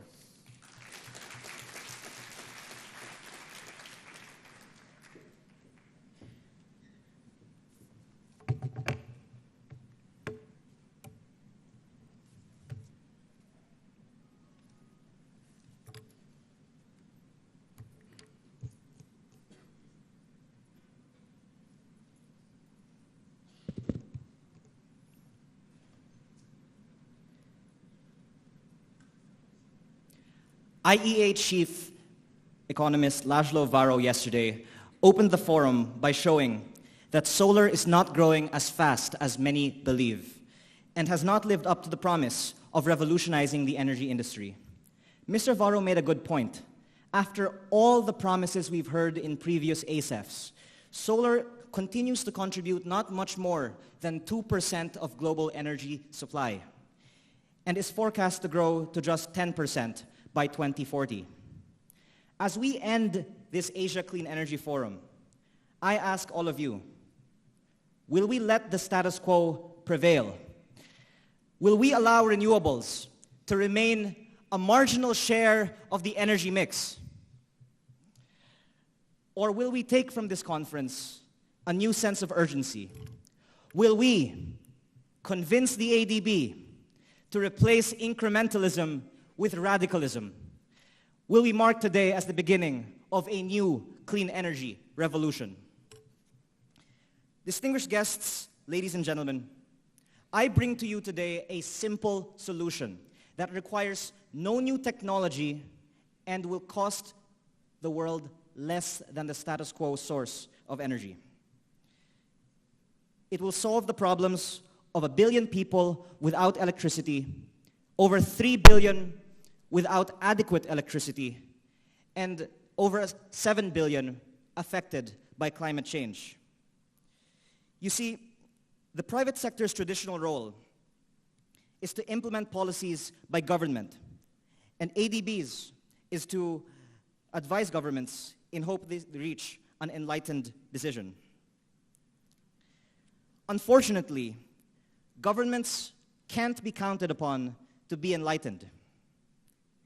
And if we leave it up to them, my generation may never live to be as old as you. The problem is that energy policy is more often driven by politics rather than markets. Such that even if solar is already at 3 to 6 US dollar cents per kilowatt hour on average around the world, and should comprise at least 20% of the global energy mix, it's still at a fraction of that. And even when it should in the future comprise 50 to 80% of the energy mix, is still being forecasted at just 10%. This is the difference that politics makes when it distorts free markets. So the solution is to expand the role of the private sector from merely following the government to leading the way for the government to initiate the right policies by doing things first, asking forgiveness before asking permission, which shouldn't really be a controversial position. This is how all great Silicon Valley companies operate.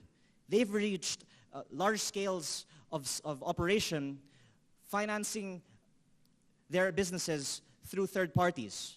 And yet, for some reason, the energy industry has been so used to being heavily regulated, so used to being so structured, with sources of capital being so risk-averse. For as much as solar has been hyped as a disruptive technology, it has largely been applied conventionally, through the grid, through utilities, through regulators. And only if this disruptive technology is applied disruptively will we be able to realize the potential of solar. And I'll give you 3 ways how. The Philippines had a solar feed-in tariff until March of 2016 at 17 US dollar cents per kilowatt hour, after which developers, policymakers, and bankers believed that solar would be dead until the next round of subsidies. Rather than wait for subsidies, our strategy was to become ASEAN's first vertically integrated solar company. We opened the largest Southeast Asian-owned solar panel factory, built our now 750-person team to develop, construct, and operate solar farms at 40% lower cost than the market average.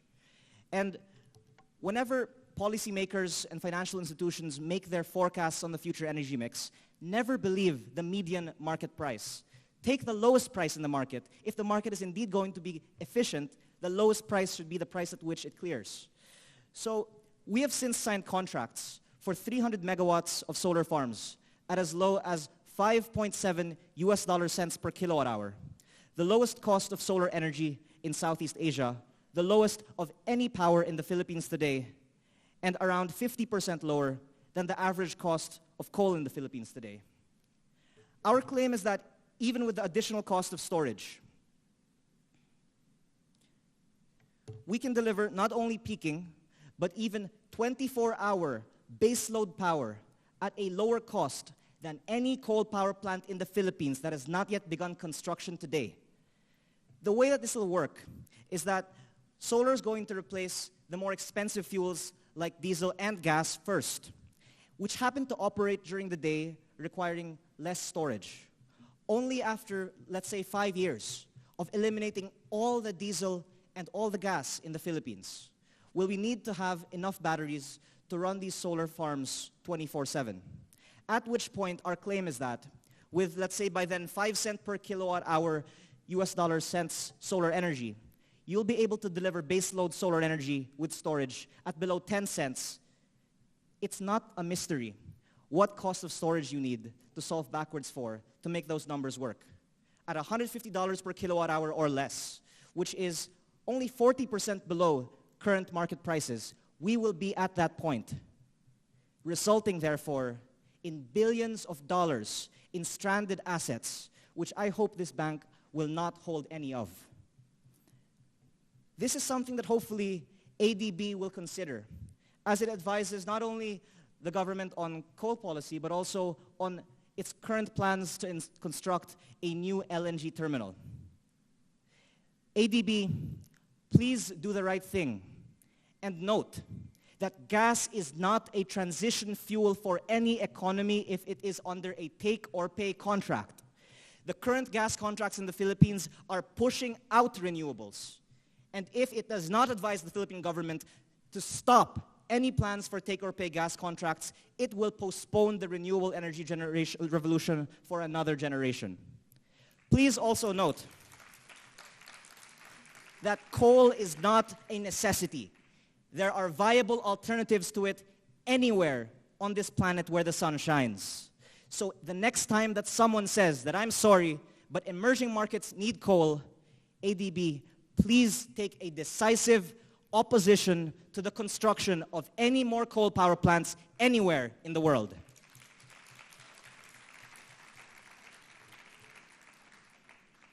It seems like the ADB agrees. The fact that solar is already cheaper than coal alone does not solve the problem. We hope that with lower rates, utilities will be lining up to sign contracts to lower the cost of electricity for their consumers. Instead, utilities have started saying in their bids that to qualify, you need to have a diesel generator from Europe or another G7 country. Or you need to be anything except solar. This is not a joke. There are bids now in the Philippines because of the low price of solar that say any technology except solar. Or you need to be a 414 megawatt gas plant in existence as of January 2018 to qualify. And there is only one company in the Philippines that owns an existing 414 megawatt gas plant, and its office is very near here. So When I asked the president of a certain utility whose office is also very near here, why did you have to contract at 50% higher than the cost of solar energy? He told me, young man, it's because in the Philippines, everyone has to be happy. It's because everyone needs to have their share. And that, ladies and gentlemen, is why the Philippines has the highest cost of electricity in Southeast Asia, the smallest manufacturing base, and the highest incidence of poverty among major ASEAN economies. But the Philippines is also, fortunately, one of 2 countries in ASEAN with an electricity spot market. So we can sell our power without a PPA at the prevailing market price. The problem, however, is that Philippine banks don't want to finance merchant power projects, even if today's prices on the spot market are 30 to 50% higher than our contracted price. So alongside the 100 megawatt contracted solar farm that we are now constructing, we're adding an additional 50 megawatt merchant piece that we have to inject additional equity to because banks don't want to lend against uncontracted cash flows. We are developing 5 more gigawatts of this stuff that may end up being contracted or hopefully can even be financed on a merchant basis, which we believe will all but ensure that regardless of whether they have contracts, new coal power plants will not be viable as wholesale market prices are depressed by the advent of more solar energy. If we succeed, we can stop these coal power plants before they start construction. We can decarbonize the economy, lower the cost of electricity, and reduce poverty in the Philippines. And all we need is a bank with the same objectives that's willing to finance projects on a merchant basis, in case you have any ideas. And we believe that this has potential far beyond the Philippines. Imagine how many times you've heard developers in Malaysia, Thailand, Indonesia, and Vietnam say, there's so much potential for solar energy, but the national utility doesn't want to buy more of it. In markets without a spot market, we can simulate what a spot market is like by submitting unsolicited proposals and constructing those plants even before utilities accept proposals, prompting them into action. If someone built the first phase of a 100 megawatt solar farm, offering the power at 30% lower than their average cost of generation, do you really think PLN, TNB, EVN, or IGAT would reject that offer? I think not. And I think that would unleash the floodgates for solar energy across Southeast Asia. But microgrids are, I believe, an even more radical solution to disrupt the ASEAN power industry. Traditionally, microgrids have been highly subsidized and regulated, with perhaps the highest ratio of conferences on any topic relative to actual megawatts installed. What all the talk of distributed solar energy ending poverty is missing is that subsidies are unnecessary and that the market's deregulation alone can solve the problem if there were enough willing capital to take this risk. We can eradicate energy poverty by next decade if governments stop subsidizing utilities and prohibiting third parties from selling electricity. So last year, we were approached by the residents of Paluan, Occidental Mindoro, the town with the worst electric service on the island with among the worst electric service in the Philippines.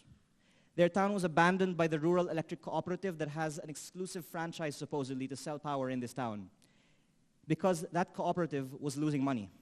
So they asked us to establish a solar battery microgrid to deliver uninterrupted 24-hour power for the first time in the town's history.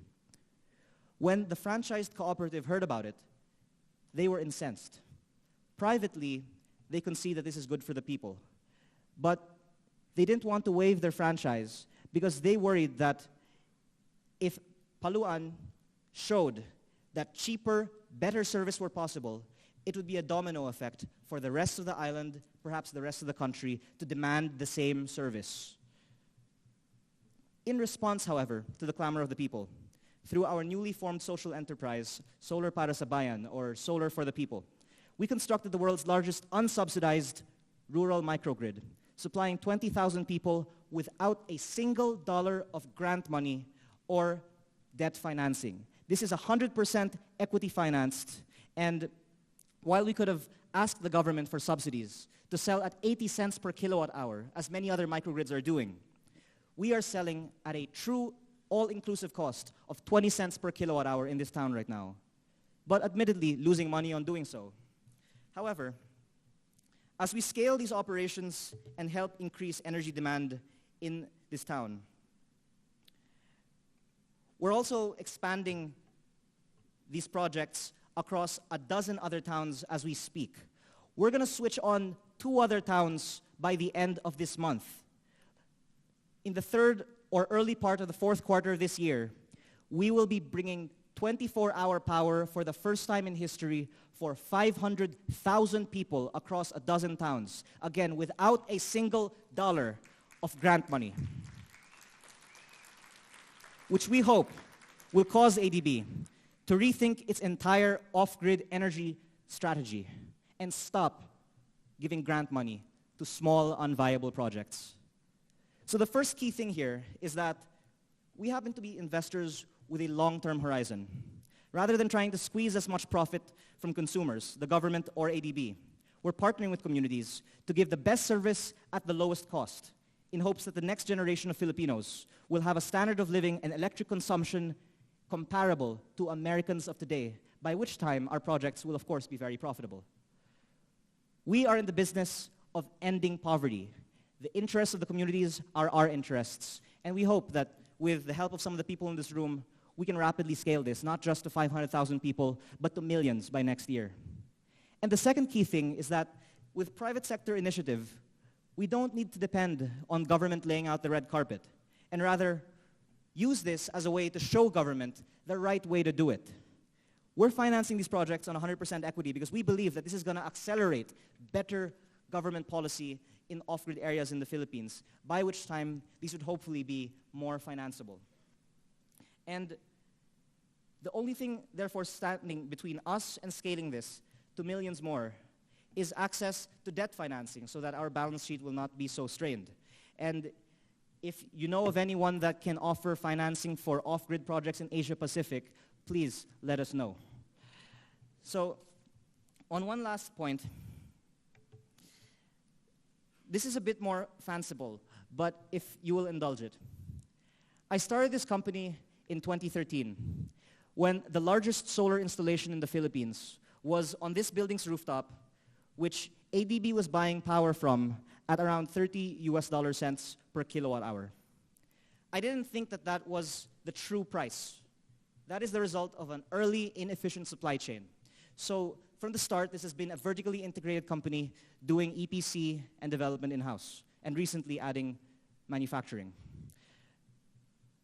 Today, we're selling solar power to rooftop customers from 7 to 10 US dollar cents per kilowatt hour, while Filipinos pay 16 to 24 cents per kilowatt hour for electricity. And yet, solar panels are conspicuously still absent from perhaps 99% of rooftops in the Philippines. The problem is not just economics. The problem is that utilities are making it as difficult as possible to install solar rooftop in the Philippines by making applying for net metering as cost prohibitive and time consuming as possible, by pushing for more restrictions, making it illegal to sell electricity without a retail electricity supply license. While friends of utilities have filed a case in the Supreme Court that has caused the halting of granting of more licenses so that no new company can legally sell solar energy in the Philippines today. This is exactly why I don't believe in solar rooftop, because it still needs to be coupled with utilities, and why I believe in microgrids, which instead can replace utilities. But what about places like Manila? We can't just build a 100 megawatt solar farm right next to the ADB. There's got to be another option beyond working with utilities and replacing utilities, like, for example, buying out and taking over utilities. The Manila Electric Utility, or Meralco, is one of the largest privately owned distribution utilities in Asia, with a market capitalization of around $7 billion. With just $2 billion of equity and a little acquisition financing, something that I'm sure ADB can arrange, a consortium of investors could buy control of Meralco and change everything about the Philippine power industry overnight. It could start, for instance, by canceling the 5,000 megawatts of coal plants that Meralco either owns or is contracted with. It could become the world's first distributed generation utility, turning the entire Metro Manila into a microgrid of 20 million people and 10,000 megawatts of demand. With rooftop solar installations, behind-the-meter storage, demand-side management devices, and all these other innovations, turning this into a champion for energy innovation around the world. And in doing all this, electrify all transportation while it's at it, lowering the cost and decarbonizing the electricity supply of the Philippines, accelerating its industrialization, and reducing energy poverty. Now, these ideas have been lengthily discussed by the people that run these utilities and their consultants. But the reason it hasn't happened, even if it can, is that it would be far more profitable than running a traditional and coal-powered utility. But that ultimately, it comes down to the fact that innovation is not in the DNA of utilities. And many of them have vested interests, if not direct business interests, in coal and gas power supply companies. So how can you expect them to cannibalize their own children?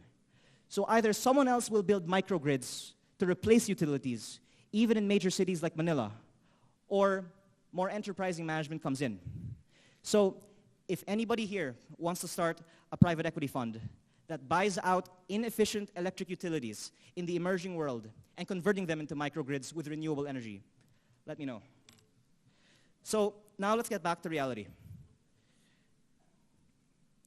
These are all wonderful ideas, but not something that would only be nice for us to do, but something that I believe we are morally obligated to do. Of the over 7 billion people around the world, only a small fraction have been given the opportunity to end climate change and energy poverty to the degree of many of the people in this room. If we wanted to, we could make it happen. ADB could very easily make it happen. And conversely, if we weren't in our seats today, someone else would be. And if we didn't spend billions of dollars on programs that didn't make much of an impact, that money could be better spent on other things. Our failure, therefore, to find solutions that make a larger impact is the very problem we should solve. Climate change isn't just an academic issue in the Philippines. It is a personal issue for the many Filipinos that have lost family or lost livelihood to weather events. And energy poverty, more so, deprives 100 million Filipinos that have to contend with expensive and unreliable electricity every day, depriving them of the benefits of industrialization and better employment and quality of life. It is with this that I hope the ADB will start to rethink its entire energy policy starting today. Thank you.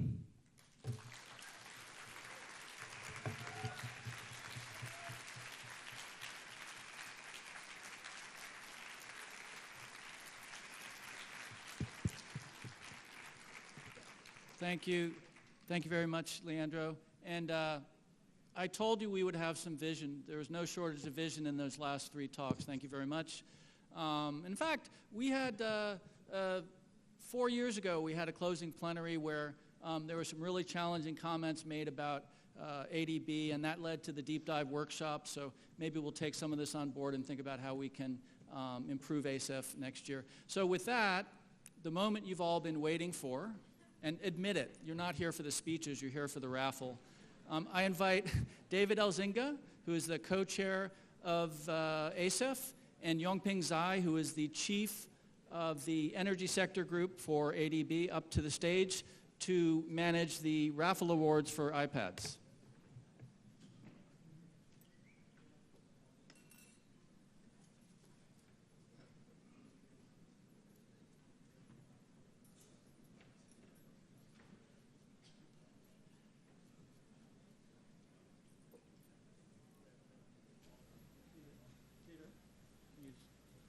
All right, so it is our pleasure to announce them. So what we're going to ask is that when your name is called out, that you come to the front, and then when we have all the 8 names together, we'll hand them out. We have 6 minis, is that correct? And then 2 iPad Pros as well. And I also want to make sure we before we do this, thank our sponsorship from the Islamic Development Bank for providing the funds to allow us to offer this. So, yes. Okay, so we have some electronic way to do this, and it's going up on screen. So the first number, name, Dual Dinesh. Okay, you're here? Oh, fantastic. All right, I hope all the winners have decided to stay. So please. Then we do the second. Okay, do the second, please. Zamdarwa.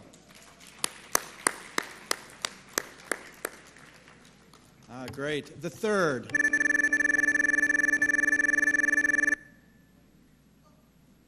Lang Sovanarath. Okay. The fourth.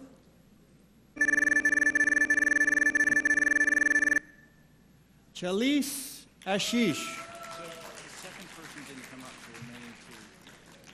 So Exam Dawa didn't come up. All right, the next one.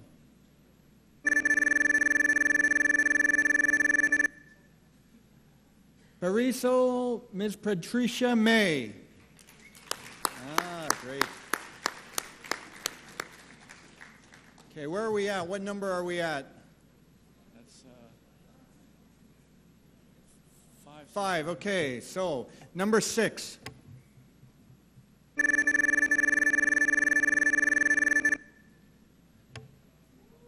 Darangama Apule. Great. Okay, so those first 6 will receive an iPad mini, the last 2 for the full-size iPad. The next one, please. Gutierrez Virgilio. Okay, we'll give this person a moment while we do number 8. Go ahead with number 8.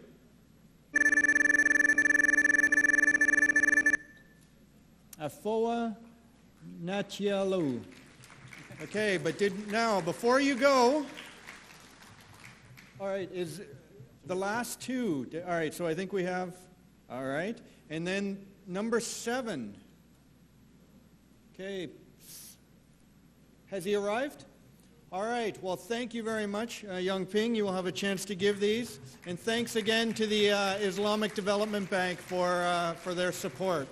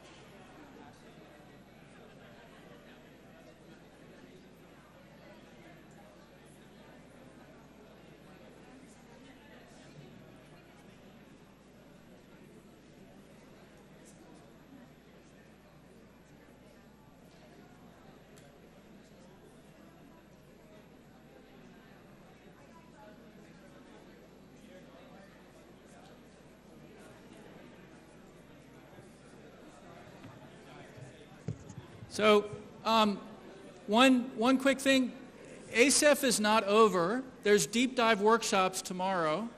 This is the end of the formal 2-day program, but tomorrow we hope you come back for the deep dive workshops. Have a good evening.